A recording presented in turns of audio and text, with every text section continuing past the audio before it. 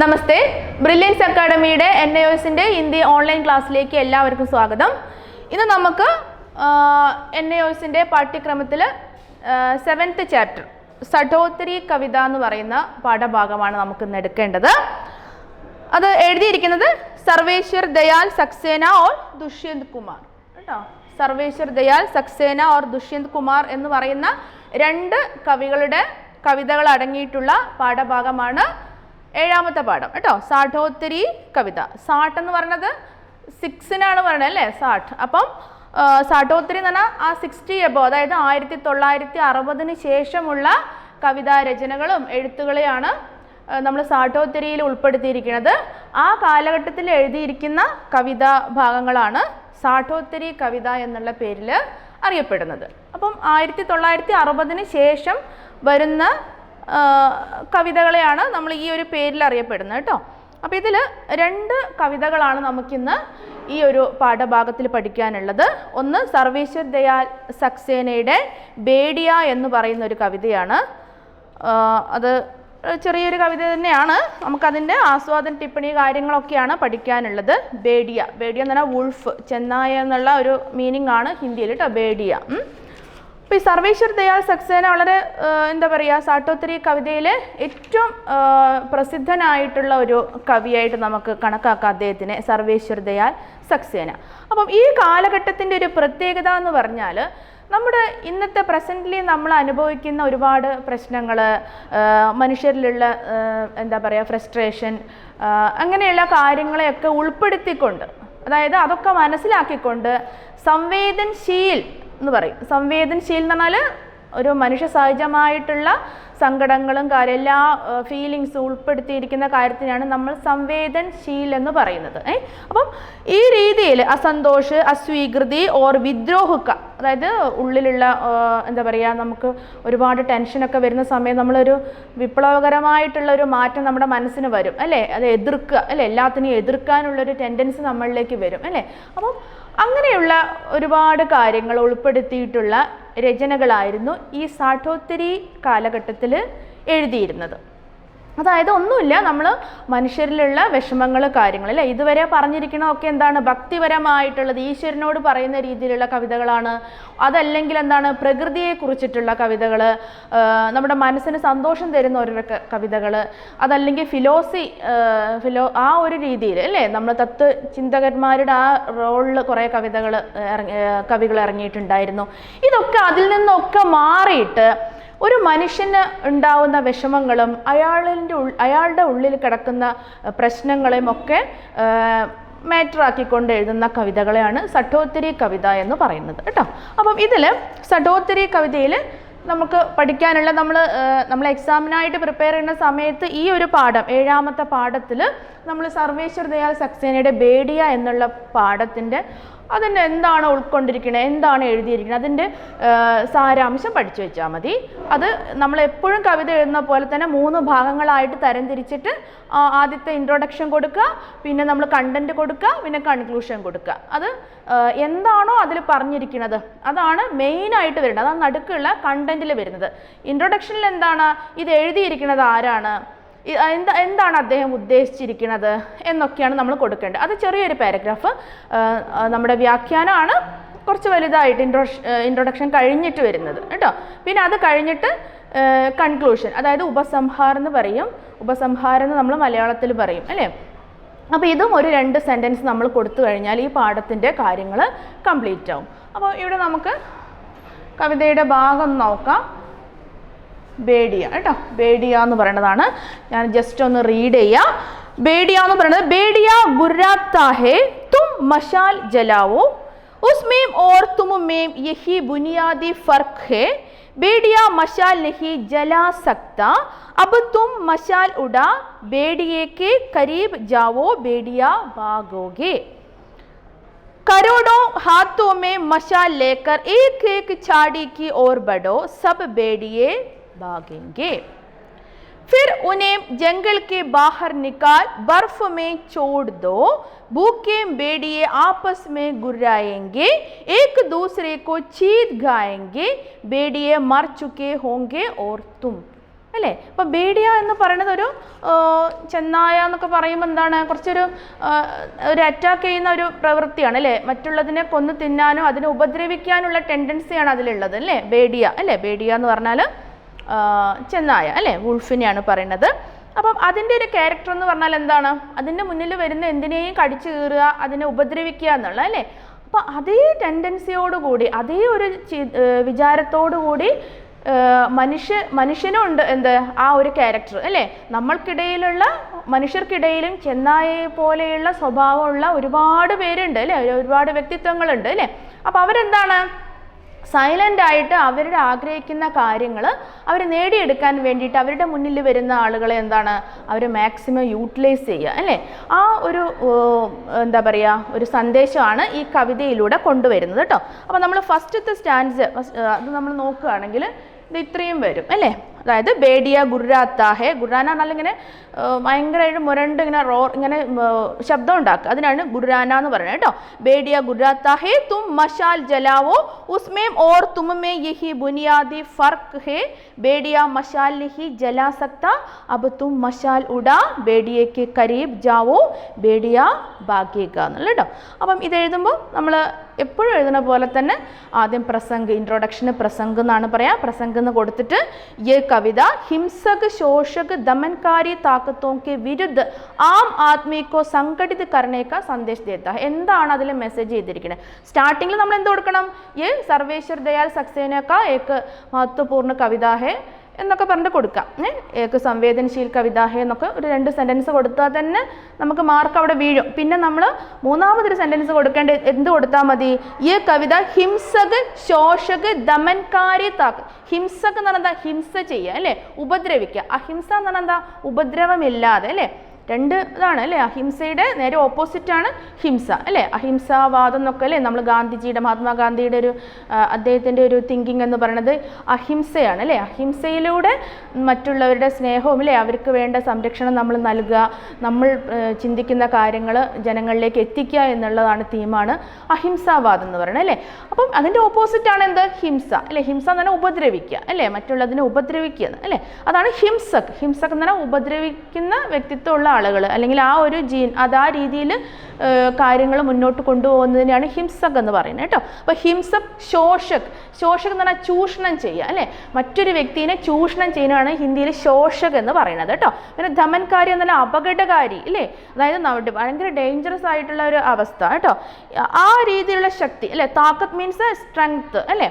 അപ്പം ഈ ഒരു 3 കാര്യങ്ങളിലൂടെ എന്താണ് താക്കത്തോക്ക് വിരുദ്ധ ആം ആദ്മിക്കോ സംഘടിത കർണേക്ക. അപ്പം അതിനെതിരെ ഇങ്ങനെയുള്ള കാര്യങ്ങൾ നമ്മുടെ ഈ ഒരു നമുക്ക് ചുറ്റുപാട്, നമ്മുടെ ഒരു എന്താ പറയുക ചുറ്റുപാടിൽ ഇങ്ങനെയുള്ള കാര്യങ്ങൾ നടക്കുന്ന സമയത്ത് എന്ത് ചെയ്യണം? അതിനെതിരായിട്ട് ആം ആദ്മിക്കോ സംഘടിത് കർണേക്ക സന്ദേശ് ദേത്താ ഹെ. ആം ആദ്മി എന്ന് പറഞ്ഞാൽ എന്താണ്? ഓർഡിനറി പീപ്പിൾസിനെയാണ് നമ്മൾ ആത്മീ എന്ന് പറയുന്നത് അല്ലേ? സാധാരണ ജനങ്ങളെയാണ് ആം ആദ്മി എന്ന് ഹിന്ദിയിൽ പറയുന്നത് കേട്ടോ. അപ്പോൾ സാധാരണ ജനങ്ങളെ സംഘടിപ്പിക്കുക, അതായത് നമുക്ക് ചുറ്റുമുള്ള അന്യായങ്ങളെയും അതുപോലെ ഹിംസ ചെയ്യുന്ന വ്യക്തിത്വങ്ങളെയും ഒക്കെ എതിർക്കുവാനും തെറ്റ് ചെയ്യുന്നവരെ അത് തിരുത്തുവാനും നമ്മൾക്ക് നേരെ ആക്രമിക്കാൻ വരുന്നതിനെ എന്താണ് നമ്മൾ ഒഴിവാക്കാൻ വേണ്ടിയിട്ട് നമ്മളൊന്ന് സംഘടിക്കുക അല്ലേ? ഒരു വ്യക്തിക്ക് പകരം ഒന്നിച്ചാണെങ്കിൽ, ഒരു സമൂഹം ഒന്നിച്ച് നിൽക്കുകയാണെങ്കിൽ എന്താണ് ആ ഒരു മോശമായ പ്രവൃത്തി അല്ലെ എന്തോ ആവാം അല്ലേ? ചിന്താഗതി എന്തോ ആവാം അല്ലേ? മോശമായ എന്തൊരു പ്രവൃത്തി നമ്മുടെ സൊസൈറ്റിയിൽ നടക്കുന്നോ അതിനെ നമുക്ക് എന്താണ് നമ്മളൊന്ന് സംഘടിച്ചു കഴിഞ്ഞാൽ നമുക്കതിനെ എന്താണ് ഇല്ലാതെയാക്കാൻ പറ്റും എന്നാണ് ഈ ഒരു കവിതയിലൂടെ പറയുന്നത് കേട്ടോ. അപ്പോൾ ആ സെൻറ്റൻസും കൂടെ നമ്മൾ ഉൾപ്പെടുത്തി കഴിഞ്ഞാൽ നമ്മുടെ ഇൻട്രൊഡക്ഷൻ കംപ്ലീറ്റ് ആയി. പിന്നെ നമ്മൾ എന്താണ് ഈ ഒരു സ്റ്റാൻസയുടെ, ഈ ഒരു കവിതയുടെ ഭാഗത്തിന്, കവിതാഭാഗത്തിന് വ്യാഖ്യാനിക്കുന്നതാണ് കേട്ടോ. വ്യാഖ്യാനം കൊടുക്കുന്നതിൽ എന്താണ് എഴുതിയിരിക്കുന്നത്? कविता के इस अंश को पढ़ने के बाद आप इतना तो समझ ही गए होंगे कि कवि द्वारा बेड़िया के हिंसक क्रूरता के विरुद्ध इंसानों को एकजुट होकर मशाल जलाने की बात कही गई है. അതായത് ഫസ്റ്റ് 2 സെൻറ്റൻസിനെയാണ് പറഞ്ഞിരിക്കുന്നത്. അതായത് ഈ എന്താ പറയുക ഉപദ്രവകാരിയായിട്ടുള്ള എന്താ പറയുക മൃഗങ്ങൾ, ആനിമൽസ്, ഇനിയിപ്പോൾ മനുഷ്യനാവാം അല്ലേ, നമ്മൾ ഉപദ്രവിക്കാൻ വരുമ്പോൾ നമ്മൾ എന്ത് ചെയ്യണം? അതിനെ ഭയപ്പെടുത്തുവാൻ അല്ലേ? അതിനെ ഭയപ്പെടുത്തി മാറ്റി നിർത്തുവാൻ. അത് നമ്മളെ ഭയപ്പെടുത്തുമ്പം അതിനിരട്ടിയായിട്ട് എന്താണ് അതിനെ ഭയപ്പെടുത്താൻ നമ്മൾ ശ്രമിക്കണം അല്ലേ? അതൊരു ജീവിയാണെങ്കിൽ എന്താണ്, ബേഡിയ എന്ന് പറയുന്ന ഒരു റെപ്രസെൻറ്റേഷൻ മാത്രമാണ് കേട്ടോ. ഈ ഒരു ബേഡിയ മനുഷ്യനെയാണ് ഇവിടെ പറയണത്. അതായത് ഹിംസ ചെയ്യുന്ന, മറ്റുള്ളവരെ ഉപദ്രവിച്ചുകൊണ്ട് കാര്യം നേടുക, ചൂഷണം ചെയ്യുക, ഇങ്ങനെയുള്ള വ്യക്തിത്വങ്ങളുടെ ഒരു റെപ്രസെൻറ്റേഷൻ മാത്രമാണ് ബേഡിയ, അല്ലേ?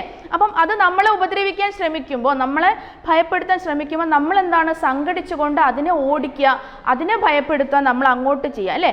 അതിന് എന്താ പറഞ്ഞാൽ തും മഷാൽ ജലാവോ. മഷാൽ എന്ന് പറഞ്ഞാൽ ശരിക്കും ഈ തീപ്പന്തം എന്നൊക്കെ ഉള്ള മീനിങ് ആണ്. അതായത് അല്ലെങ്കിൽ ടോർച്ച്, നമ്മൾ ലൈറ്റ് അടിച്ചുകൊണ്ട് അതിൻ്റെ മുഖത്തേക്ക് ലൈറ്റ് അടിച്ചുകൊണ്ട് അതിനെ ഓടിക്കാൻ ശ്രമിക്കുക.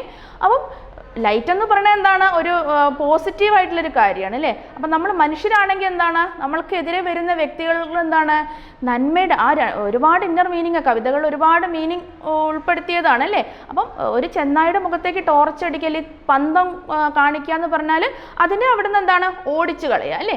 അതുപോലെ തന്നെ എന്താണ്, നമ്മൾ ഈ സൊസൈറ്റിയിൽ ഇങ്ങനെയുള്ള മോശമായ പ്രവൃത്തികളും വളരെ നെഗറ്റീവായിട്ട് ചിന്തിക്കുന്ന വ്യക്തികളിലേക്ക് നമ്മൾ വെളിച്ചം പകരുക, അല്ലെങ്കിൽ അവരെ ആ രീതിയിൽ എന്താണ്, നമ്മളിൽ നിന്ന് മാറ്റി നിർത്തുക. അതായത് അവരുടെ ദുഷ്ടതകൾ നമ്മളിലേക്ക് വരാതെ നമ്മൾ അതിനെ ഓടിക്കാൻ ശ്രമിക്കുക, അല്ലേ? അതിനാണ് മഷാൽ ജലാവോ എന്ന് ഇവിടെ പറഞ്ഞിരിക്കുന്നത്. പിന്നെ ഉസ്മേ ഓർ തുമേ യഹി ബുനിയാദി ഫർക്ക് ഹേ. പിന്നെ അതിലെ വ്യത്യാസം എന്താണ്, അതിന് ഇതുവരെ എന്താണ്, ഈ ഒരു നമ്മൾ മനുഷ്യനാണെങ്കിൽ നമുക്ക് ചിന്താശക്തി ഉണ്ട്, അല്ലേ? ബുദ്ധിശക്തി ഉണ്ട്, നമ്മൾക്ക് അത് എന്ത് ചെയ്യണം, അല്ലേ? അദ്ദേഹം തമാശ മട്ടിലും കൂടെ പറഞ്ഞിട്ടുണ്ട്, ചെന്നായ്ക്ക് ഇതുവരെ എന്താണ്, പന്തം കൊളുത്താനോ തീ കൊളുത്താനോ ഇതുവരെ പഠിച്ചിട്ടില്ല, മനുഷ്യന് ഇത് ചെയ്യാൻ പറ്റുന്ന പറഞ്ഞത്. അതായത് മനുഷ്യന് ബുദ്ധി ഉണ്ട് എന്നും കൂടെ അതിൽ ഉദ്ദേശിക്കുകയാണ് കേട്ടോ. അപ്പം അതൊരിക്കലും എന്താണ്, ചെന്നായ്ക്ക് കഴിയുന്ന കാര്യമല്ല, ചെന്നായ ഓടിപ്പോവും എന്ന് പറയുകയാണ് കേട്ടോ. ബേഡിയ മഷാൽ നെഹി ജലാസക്ത. ബേഡിയയ്ക്ക് ഒരിക്കലും എന്താണ്, തീപ്പന്തം കൊളുത്താൻ കഴിയുകയില്ല. അതായത് നെഗറ്റീവ് ചിന്തിക്കുന്ന ആളുകൾക്ക് എന്താണ്, നന്മയുടെ ഭാഗത്തേക്കോ അവർക്ക് ഭയമാണ്. അതായത് അവരുടെ രൂപവും അവരുടെ പ്രവൃത്തിയും കൊണ്ട് അവരുടെ മുന്നിലേക്ക് വരുന്നതിനെ ഭയപ്പെടുത്തുക, അതിനപ്പുറത്തേക്ക് അവർക്കൊന്നും അറിയില്ല എന്നാണ് പറയുന്നത്. പക്ഷേ ബുദ്ധിയും ചിന്താശക്തിയുള്ള ഒരു മനുഷ്യൻ എന്താണ്, അതിനെ ഓടിക്കാൻ പറ്റും എന്നുള്ള, അതായത് എന്തോ ആവാട്ടോ, നമ്മൾ കുറേ ചിന്തിക്കേണ്ട കാര്യങ്ങളുണ്ട് ഇതിൽ. പിന്നെ അപ്പോൾ ആ സെൻറ്റൻസ് മാത്രം നമ്മൾ അതിനെ ഷോർട്ടാക്കിയിട്ട് എഴുതാം. പിന്നെ വരുന്നത് എന്താണ്, കവിതാമേ ബേഡിയ ശബ്ദ കാ പ്രयोग प्रतीकात्मक अर्थ में किया गया है.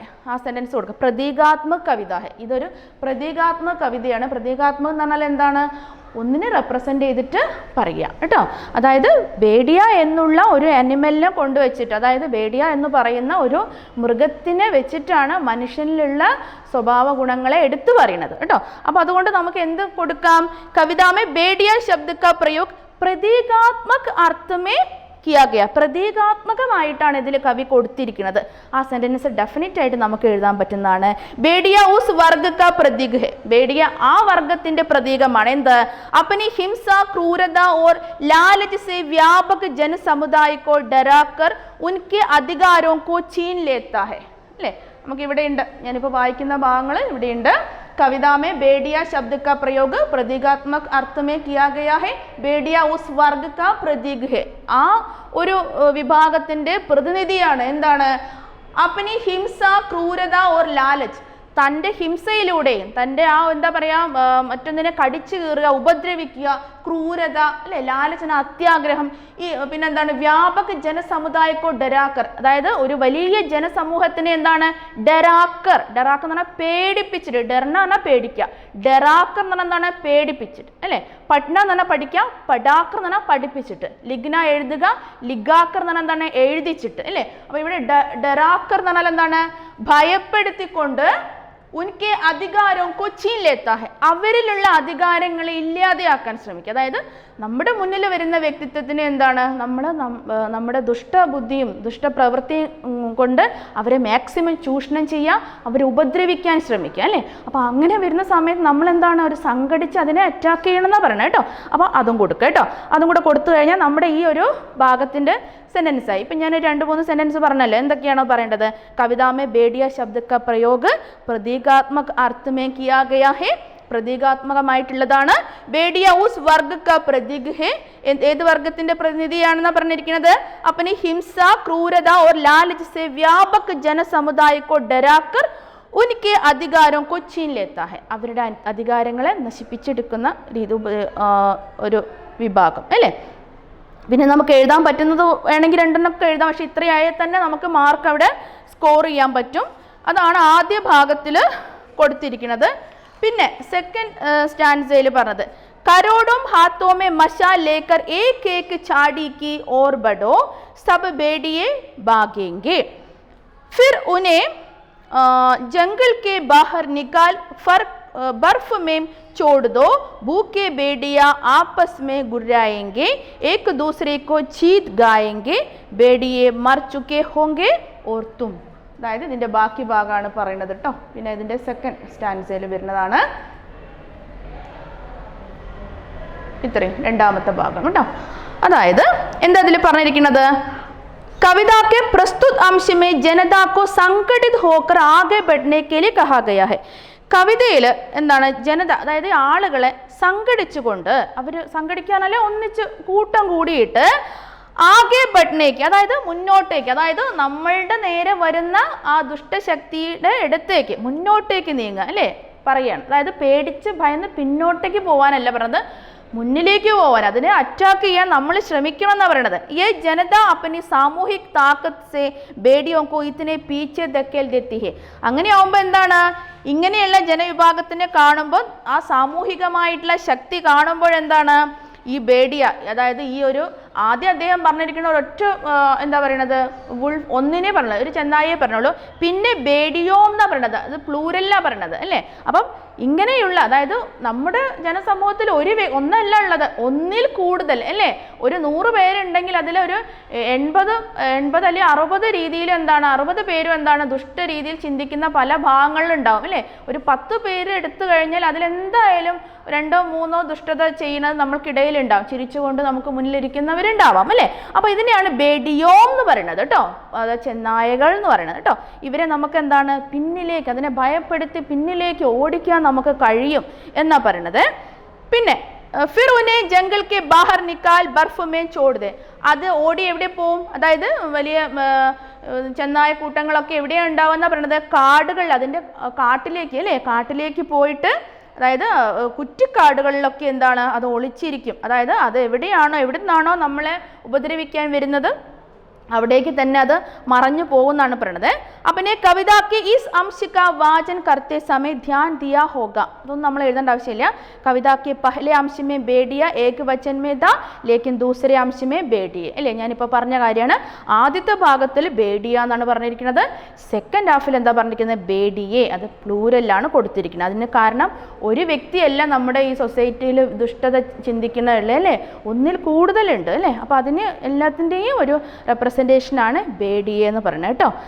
പിന്നെ നമ്മൾ എഴുതേണ്ടത് ഇത്രയേ ഉള്ളൂ.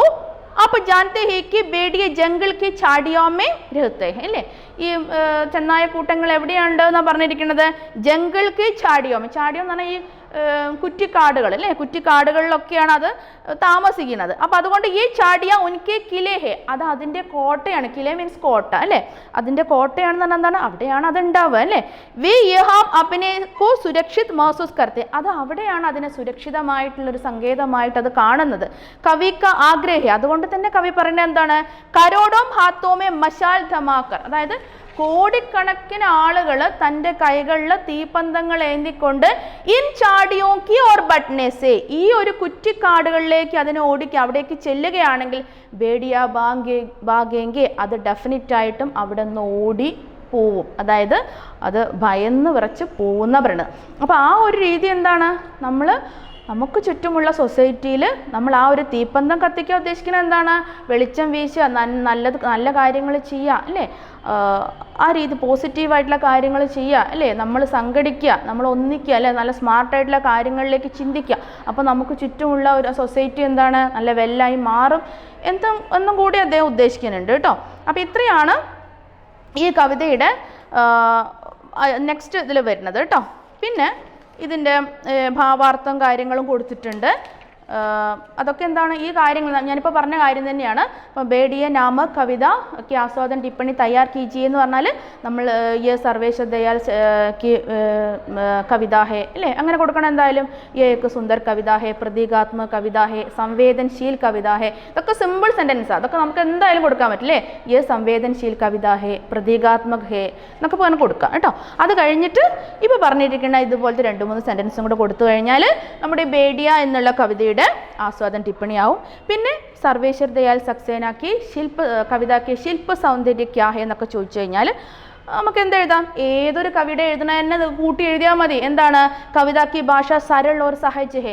അതിന് ഏതൊരു ഈ നമ്മൾ ഇതുവരെ പഠിച്ച കവിത ഇനി പഠിക്കാനുള്ളതിനൊക്കെ നമുക്ക് ഒരു കവിയെക്കുറിച്ചാകുമ്പോൾ നമ്മൾ നല്ല രീതിയിലേ പറയുള്ളൂ അല്ലേ, നല്ല പോസിറ്റീവായിട്ട് നമുക്ക് പറയാൻ പറ്റുള്ളൂ. അപ്പോൾ നമുക്ക് എന്തോ എഴുതാം? കവിത കി ഭാഷ സരൾ ഓർ സഹജ് ഹേ.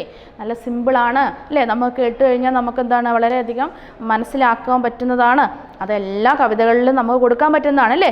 പിന്നെ പ്രത്യേകം ഈ ഷഡോത്തരി കവിതയാണ്, അപ്പോൾ നമുക്ക് പ്രത്യേകം എന്തെങ്കിലും കൊടുക്കണേ. എന്താണ്? ഈ കവിതയ്ക്ക് ഭാഷയ്ക്ക് വിശേഷതാവും എന്താണ്?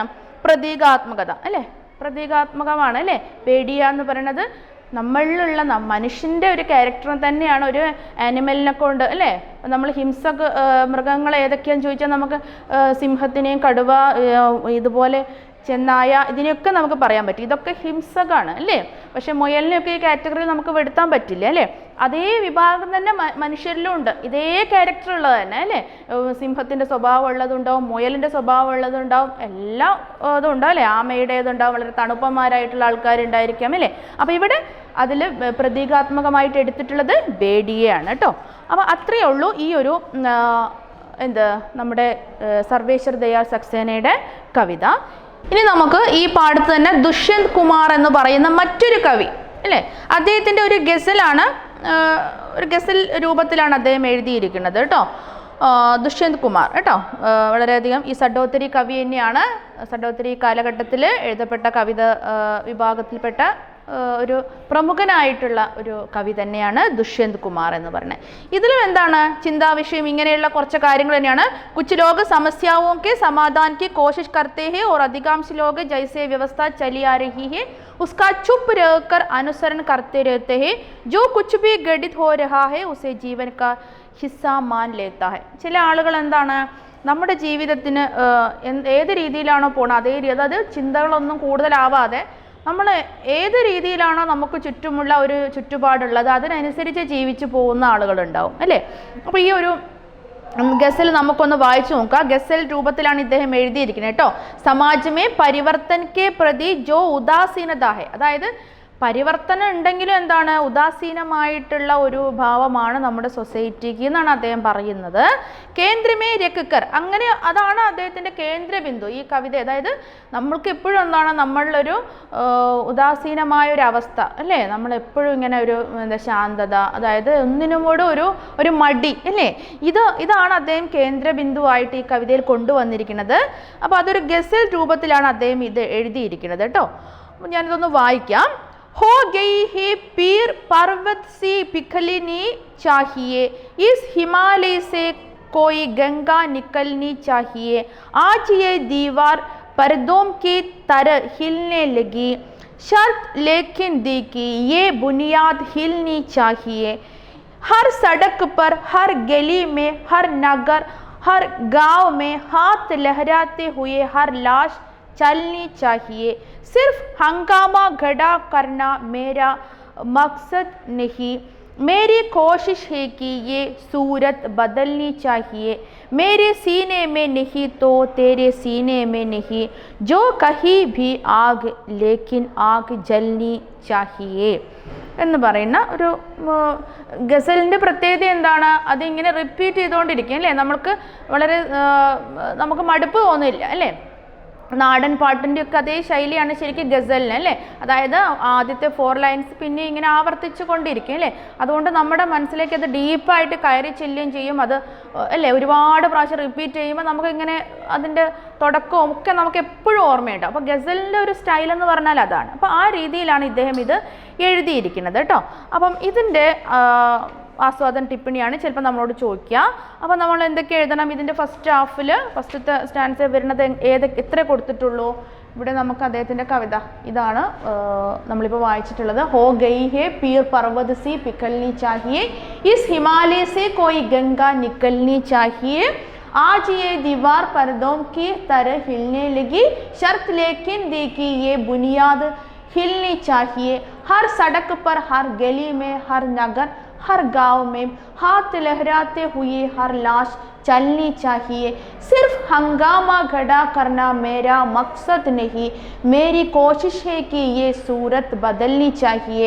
मेरे सीने में नहीं तो तेरे सीने में सही, हो कहीं भी आग लेकिन आग जलनी चाहिए. അപ്പോൾ ഇതിൻ്റെ ഫസ്റ്റ് അംശമായിട്ട് കൊടുത്തിരിക്കുന്നത് ഹോ ഗയി ഹേ പീർ പർവ്വത് സി, ഫസ്റ്റത്തെ കേട്ടോ, ഫസ്റ്റത്തെ ഭാഗം 2 ലൈൻസിൻ്റെ മീനിങ് ആണ് ഇതിൽ പറയണത്. അപ്പോൾ ഹോ ഗയി ഹേ പീർ പർവ്വത് സി പിക്കൽനി ചാഹിയെ എന്നുള്ളത് കേട്ടോ. ഇസ് ഹിമാലയ സെ കോയി ഗംഗ നിക്കൽനി ചാഹിയെ. അപ്പോൾ ഇതിൻ്റെ പ്രസംഗ് സിറ്റുവേഷൻ എന്താ കൊടുത്തിരിക്കുന്നത്? आप जानते हैं कि हमारे समाज व देश में ऐसी कई समस्याएं हैं അല്ലേ. നമ്മൾ പ്രോബ്ലം ഇല്ലാത്തൊരു മനുഷ്യനും ഇല്ല അല്ലേ, നമ്മുടെ ചുറ്റുപാടുണ്ടാവില്ല. ഏതൊരു സൊസൈറ്റി ആണെങ്കിലും അതിന് എന്തെങ്കിലുമൊക്കെ ഒരു പ്രോബ്ലം എപ്പോഴും വന്നുകൊണ്ടിരിക്കും അല്ലേ. ജോ വർഷോം സെ ബനി ഹുയി ഹെ, അത് വർഷങ്ങളായിട്ട് അതിങ്ങനെ കൂടിക്കൂടി അല്ലേ. നമ്മളൊരു കാര്യം നാളത്തേക്ക് വെച്ച് കഴിഞ്ഞാൽ അത് ഇന്നത്തെ കാര്യമുണ്ടോ നാളത്തെ കാര്യം നമുക്കവിടെ ഇന്നിപ്പോൾ എന്തെങ്കിലും പ്രോബ്ലം ഉണ്ട് അത് നാളത്തേക്ക് നമ്മൾ മാറ്റി വയ്ക്കുകയാണ്. അപ്പം നാളെ വേറൊന്നും ഉണ്ടായിരിക്കും അല്ലേ. അപ്പം അതിങ്ങനെ കുന്നുകൂടി വരും. എന്തൊരു കാര്യമാണെങ്കിലും, ഒരു പഠിക്കുന്ന കാര്യമാണെങ്കിൽ, നമ്മൾ ചെയ്യുന്ന പ്രവൃത്തിയാണെങ്കിലും ജോലിയാണെങ്കിലും ഒക്കെ മാറ്റി വെച്ച് കഴിഞ്ഞാൽ അത് നമുക്ക് ഡബിളായി വരികയാണ് അല്ലേ. അതുപോലെ തന്നെ നമ്മുടെ സൊസൈറ്റിയിലും എന്താണ് ഒരുപാട് പ്രോബ്ലംസ് ഉണ്ട്. അതിനെയൊക്കെ നമ്മളിങ്ങനെ ഒരു മല പോലെ ഇങ്ങനെ കൂട്ടി വെച്ചിരിക്കുകയാണ് അദ്ദേഹം പറയണത്. ജോ വർഷോം സേ ബനി ഹുയി, അത് വർഷങ്ങളായിട്ട് ക്രിയേറ്റ് ചെയ്തുകൊണ്ടിരിക്കുന്നതാണ്. ഏതോ കാലഘട്ടത്തിലുള്ള പ്രശ്നങ്ങൾ ഇപ്പോഴും എന്താണ് സോൾവ് ആവാൻ നിൽക്കുന്നത് നമുക്ക് ചുറ്റുമുണ്ടെന്നാണ് പറയുന്നത്. ആപ് ഐസാ മഹസൂസ് ബി കർ രഹേ ഹോങ്കെ കി പരിസ്ഥിതിയോ മോർ വ്യവസ്ഥ ബദൽ നഹി രഹി. അതുകൊണ്ട് അദ്ദേഹം പറയണത് പരിസ്ഥിതി മീൻസ് നമ്മുടെ എൻവിറോൺമെൻറ്റ് നമുക്ക് ചുറ്റും അല്ലേ, അത് പിന്നെ വ്യവസ്ഥകൾ, നമുക്ക് ചുറ്റുമുള്ള വ്യവസ്ഥകളൊക്കെ എന്താണ് ചേഞ്ച് ചെയ്യേണ്ട സമയമായി എന്ന് അദ്ദേഹം പറയണേ. ബൽക്കി സമയക്ക് സാത്ത് സാത്ത് ഓർ ബദത്തർ ഹോത്തി जा रही है. कवि ने इसी बात को इन पंक्तियों में उद्घाटित किया है. यह हम केवल समस्याओं को उल्लेख ही नहीं हुआ है अपितु समाधान की ओर भी संकेत दिया गया. അപ്പോൾ ഇദ്ദേഹം പറയുന്നത് എന്താണ്, നമ്മളുടെ സൊസൈറ്റിയിൽ പ്രോബ്ലംസ് മാത്രം ഉണ്ടായാൽ പോരാ, അതിനെന്താണ് അതൊരു സൊല്യൂഷനും കൂടെ നമ്മൾ കണ്ടെത്തേണ്ടതുണ്ട്. ഓരോന്നിനും അപ്പോൾ തന്നെ നമ്മൾ എന്ത് ചെയ്യണം, സൊല്യൂഷൻ കണ്ടിരിക്കണം എന്ന് അദ്ദേഹം പറഞ്ഞുകൊണ്ടുവരും. അതാണ് അതിൻ്റെ സിറ്റുവേഷൻ കേട്ടോ. അപ്പോൾ നമ്മൾ ഇത് മാത്രം എഴുതിയാൽ മതി. യഹാം കേവൽ, ആദ്യം നമ്മൾ എന്ത് എഴുതണം, യെ ദുഷ്യന്ത് കുമാർ കി ഏക്ക് ഗസൽ ഹേ, ഗസൽ കി പങ്ക്തിയാം ഹേ എന്നൊക്കെ കൊടുക്കുക. എന്നിട്ടോ യഹാം केवल समस्याओं का उल्लेख ही नहीं उसने कहता है, दुष्यंत कुमार ने कहता है कि അദ്ദേഹം പറയുകയാണ് എന്ത്, കേവൽ സമസ്യാവോക്ക് ഉല്ലേഖ ഹി നഹി ഹുവാ ഹൈ. അതായത് സമസ്യകൾ അല്ലേ, നമ്മളിപ്പോൾ ഒരു ഇപ്പോൾ സപ്പോസ് നമ്മളിപ്പോൾ ഒരു മീഡിയയിൽ ഒരു പ്രോബ്ലം, നമുക്ക് ചുറ്റുമുള്ള ഒരു പ്രോബ്ലം, നമ്മൾ അതിന് ഇങ്ങനെ ഒരു സംഭവം ഉണ്ടായി, അത് ഇന്ന ആൾ ആണ്, അവിടെ ഇങ്ങനെ ഒരു സംഭവം ഉണ്ടായി എന്നൊക്കെ നമ്മളിങ്ങനെ പറയാം. അപ്പോൾ നമ്മളതിങ്ങനെ കേൾക്കും അല്ലേ. പക്ഷേ അദ്ദേഹം എന്താ പറയണത്, അതിനെ ഇങ്ങനെ എടുത്തു പറയുക മാത്രമല്ല നമ്മൾ ചെയ്യേണ്ടത്. എന്താണ്, അപ്പിതു സമാധാൻ കി ഓർ, അതിനൊരു സൊല്യൂഷനാണ് കാണുന്നത് അല്ലേ. ഇപ്പം ഒരു കുട്ടിയെ നമ്മൾ പിടിച്ചുകൊണ്ട് പോവായിരിക്കും, അത് ഇന്ന ആ കുട്ടിയെ പിടിച്ചുകൊണ്ടുപോയി അതിനുള്ള കാരണങ്ങൾ ഇങ്ങനെയൊക്കെ ഓരോ നമ്മൾ പറയും. പക്ഷെ അതില്ലാതിരിക്കാൻ ആ സൊല്യൂഷനാണ് നമ്മൾ അവിടെ കണ്ടെത്തുക. അതിന് വേരോടുകൂടി പിഴുതെറിയാനാണ് നമ്മൾ ശ്രമിക്കേണ്ടതെന്നാണ് അദ്ദേഹം പറയുന്നത് കേട്ടോ. അപ്പം ഈ സെൻറ്റൻസ് അവിടെ കൊടുത്താൽ മതി. എന്താണ്, യഹാം കേവൽ समस्याओं को उल्लेख ही नहीं हुआ है अपितु समाधान की ओर भी संकेत किया है. സമാധാനം അല്ലേ, അതിനൊരു സൊല്യൂഷൻ. സമാധാനം മീൻസ് എന്താണ്, സൊല്യൂഷൻ അല്ലേ. അതിന് ആ പ്രോബ്ലത്തിനെ നമ്മൾ ഇല്ലാതെയാക്കാൻ ഒരു സൊല്യൂഷനും കൂടെ നമ്മൾ കണ്ടെത്തേണ്ടതുണ്ട് എന്നാണ് ഇദ്ദേഹം പറയുന്നത് കേട്ടോ. അപ്പോൾ അത് പ്രസംഗിൽ കൊടുക്കുക കേട്ടോ, തുടക്കത്തിൽ നമ്മളത് കൊടുക്കുക. ഇനി വ്യാഖ്യാനം എന്താ കൊടുത്താൽ 2 ലൈൻസിന് ദുഷ്യന്ത് കുമാർ മാൻതേ ഹെ, അതായത് കവി മാൻതേ ഹെ അല്ലെങ്കിൽ കവി കഹത്തെ ഹെ, അങ്ങനെയൊക്കെ നമുക്ക് തുടങ്ങാം. എന്താണ്, മനുഷ്യക്ക് പീഡ അർത്ഥാത്, പീഡ മീൻസ് എന്താണ്, പെയിൻ അല്ലേ, നമ്മൾ മനസ്സിലുള്ള വിഷമങ്ങൾ സങ്കടങ്ങൾ ഒക്കെ നമുക്ക് അതിന് കൊടുക്കാം കേട്ടോ. പീഡ അർത്ഥാത് ഉസ്കെ സമാജിക്ക് സമസ്യാവും പർവ്വത് കെ സമാൻ വിശാൽ ഹോ ഗയി ഹെ. ഒരു പർവ്വതം പോലെ, ഒരു മൗണ്ടെയിൻ പോലെ നമ്മളുടെ എന്താണ്, നമുക്ക് ചുറ്റും ഇങ്ങനെ പർവ്വതം പോലെ എന്താ പറയുക സമസ്യകൾ, പ്രോബ്ലംസ് ഇങ്ങനെ കുന്നുകൂടിയിരിക്കുകയാണ്. ഈ ഇത്തിന വിരാട് രൂപ ലേ ചുക്കി, അതൊരു വിരാട് രൂപം, വിരാട് എന്ന് പറഞ്ഞാൽ വലിയ രൂപം, വിരാട് രൂപം എന്ന് പറഞ്ഞാൽ എന്താണ്, ആകാശം മുട്ടേയുള്ള രൂപത്തിന് നമ്മൾ വിരാട് രൂപം എന്നൊക്കെ പറയും. അപ്പം ഇത്തിന വിരാട് രൂപ ലേ ചുക്കി, അത് ഇത്രമാത്രം ഒരു വിരാട് രൂപമായി കഴിഞ്ഞു.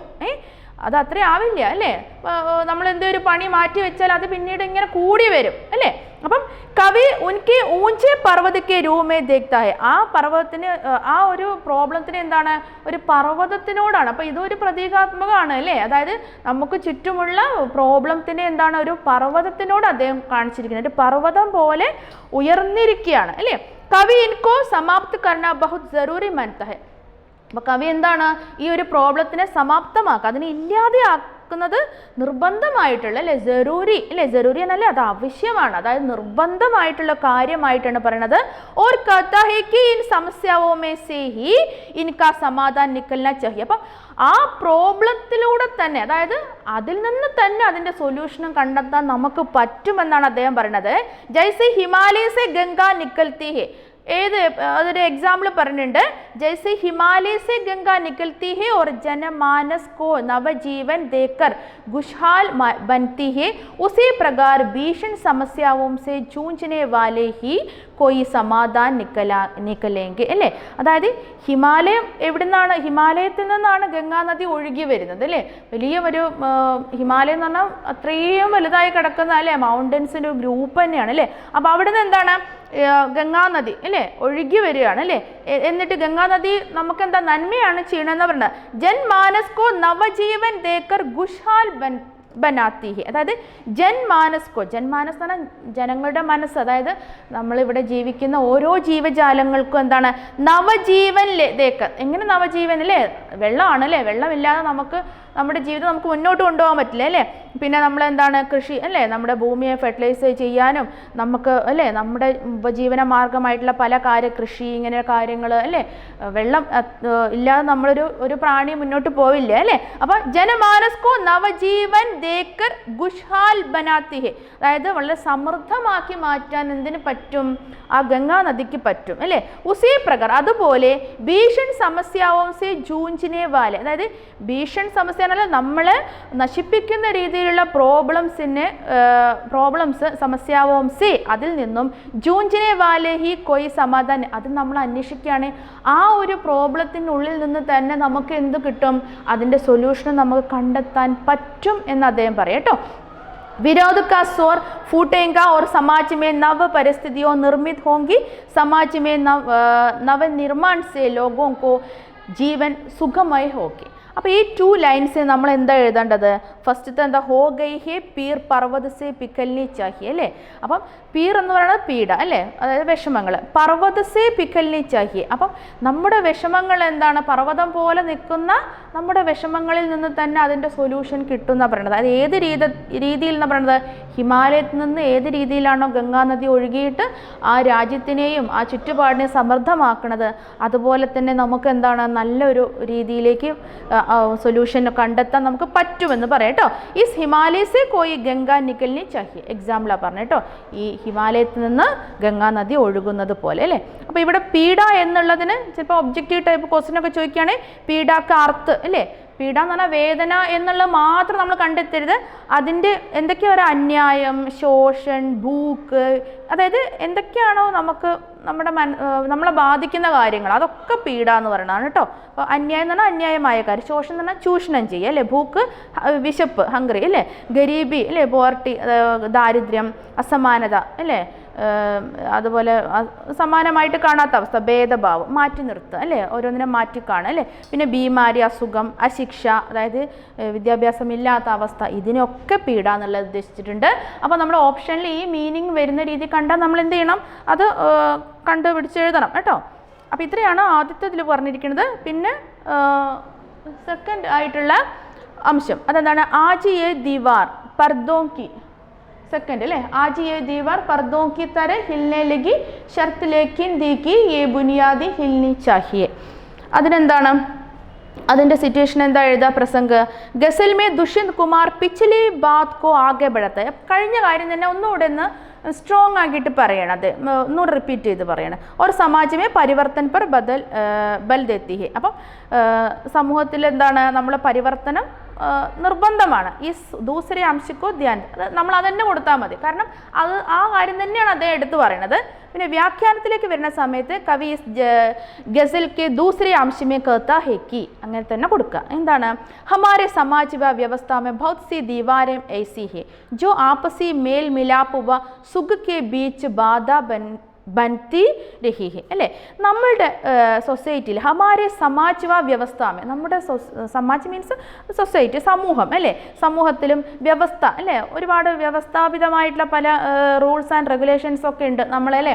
അത് ചെയ്യരുത്, ഇത് ചെയ്യരുത്, അങ്ങനെ പാടില്ല, ഇങ്ങനെ പാടില്ല, പിന്നെ അതുപോലെ ഓരോ നമ്മുടേതായിട്ട് കൾച്ചറുകൾ, ഇങ്ങനെ അതിനൊക്കെ വ്യവസ്ഥ എന്നുള്ളതുകൊണ്ട് ഉദ്ദേശിക്കുന്നത് കേട്ടോ. അപ്പോൾ സമാജ് വ വ്യവസ്ഥാമേ ബഹുത് സി ദീവാരെ ഏസി ഹെ, അപ്പം നമ്മുടെ മുന്നിൽ മതിൽ പോലെ ഇങ്ങനെയുള്ള ഒരുപാട് വ്യവസ്ഥകൾ നിൽക്കുകയാണ് അല്ലേ.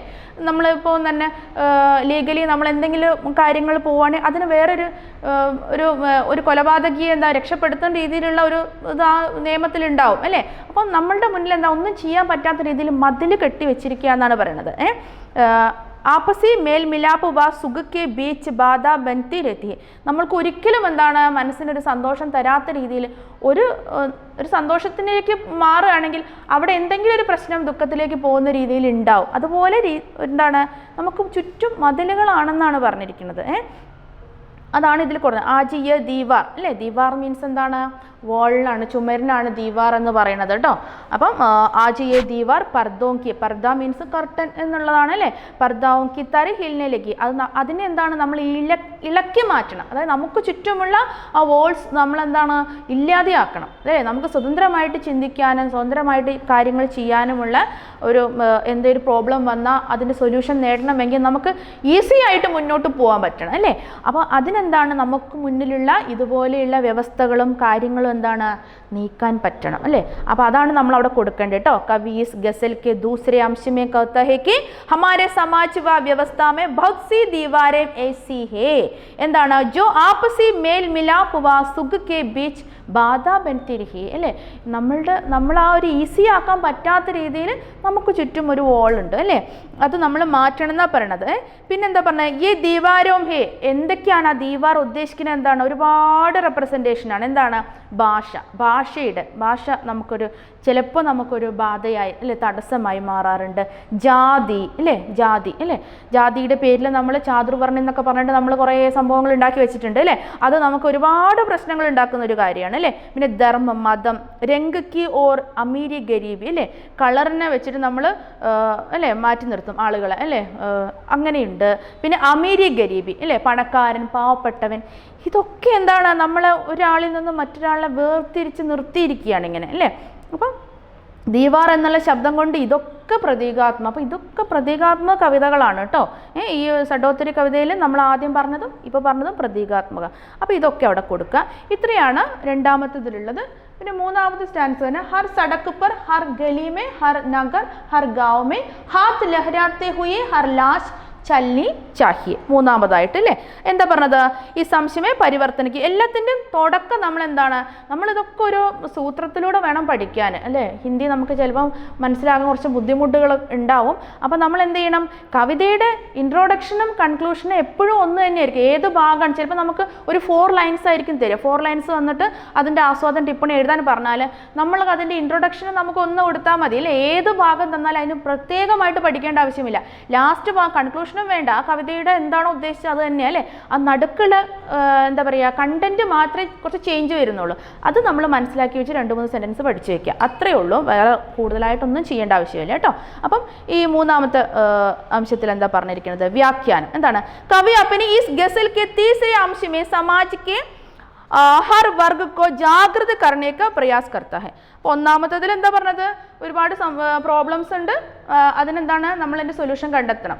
രണ്ടാമത്തെ എന്താണ് പറഞ്ഞിരിക്കുന്നത്? നമുക്ക് ചുറ്റും ഒരുപാട് ചുമരുകൾ പോലെ അല്ലേ, ദീവാരോം പർ ഹെ അല്ലേ, ഇസ്കോ ഹട്ട്ന ഹെ, അതിനെ മാറ്റി നിർത്തണം. മൂന്നാമത് എന്താ പറഞ്ഞിരിക്കുന്നത്? കവി अपनी इस गजल के तीसरे अंश में समाज के हर वर्ग को जागृत करना. നമ്മൾ എപ്പോഴും എന്താണ് ജാഗ്രതരായിരിക്കണം അല്ലേ, വിജിലൻ്റ് ആയിരിക്കണം നമ്മൾ. അല്ല നമ്മളിങ്ങനെ ഉറക്കം തൂങ്ങി ഇരുന്ന് കഴിഞ്ഞാൽ പല പ്രശ്നങ്ങളും നമുക്ക് വന്നുകൊണ്ടേയിരിക്കും. അപ്പോൾ നമ്മളെപ്പോഴും എന്താണ് വിജിലൻ്റ് ആയിരിക്കണം. കവി ഉനെ ബി ആന്തോളൻ കർത്ത ആന്തോളിത് എന്ന് പറഞ്ഞാൽ എന്താണ്? വിപ്ലവകരമായി അല്ലേ? നമ്മളിങ്ങനെ വളരെ എപ്പോഴും ഫൈറ്റ് ചെയ്യേണ്ട ഒരു മൈൻഡ് നമുക്ക് വേണം അല്ലേ? എന്ത് വന്നാലും അതിനെ ഞാൻ എതിർക്കും എന്നുള്ളൊരു ചിന്ത നമുക്ക് വേണം. അത് പിന്നെന്താ പറഞ്ഞിരിക്കുന്നത്? കവിക്ക് ഇച്ഛാ ഹെ, കവിയുടെ ആഗ്രഹം എന്താണ്? സടക്ക് ഗലി നഗർ ഓർ ഗാവ് കെ ഹർ വ്യക്തി മേ പരിവർത്തൻ കി ചേതന ഹെ. അതിനാണ് ഇവിടെ ഓരോന്നും പറഞ്ഞത്. ഹർ സടക്ക്, സടക്ക് എന്ന് പറഞ്ഞാൽ റോഡ് അല്ലേ?